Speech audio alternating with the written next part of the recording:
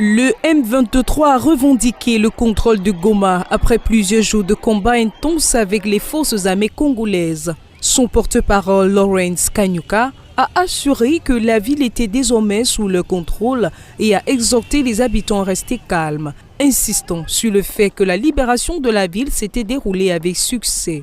Cependant, l'absence de confirmation officielle de Kinshasa concernant cette prise de pouvoir montre l'incertitude qui règne sur le terrain. En réponse à cette situation, le président kenyan William Ruto a exprimé de vives inquiétudes sur l'aggravation du conflit et les conséquences dramatiques sur les populations.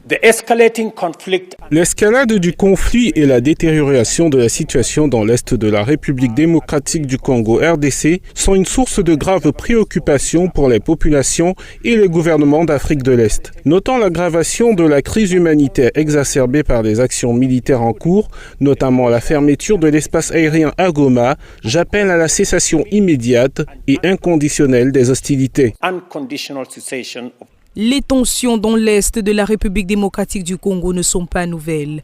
Depuis plusieurs années, cette région riche en ressources minières est le théâtre d'affrontements entre les autorités congolaises et divers groupes rebelles, dont le M23.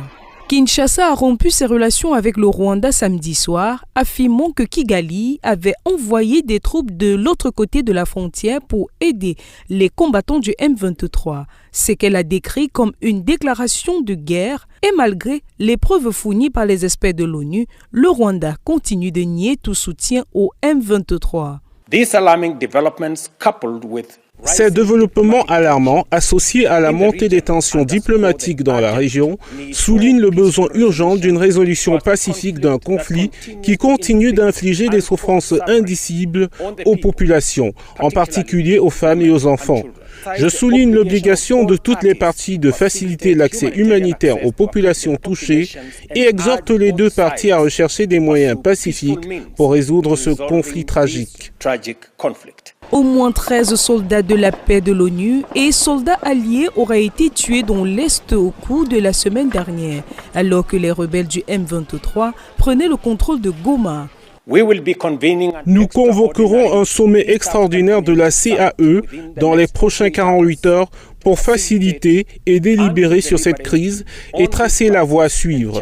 Cela est conforme à la décision du sommet de la CAE de novembre 2024 qui appelait à un engagement constructif pour résoudre ce conflit. Je remercie le président Tshisekedi et le président Kagame pour leur participation confirmée à ce sommet. For their confirmed participation.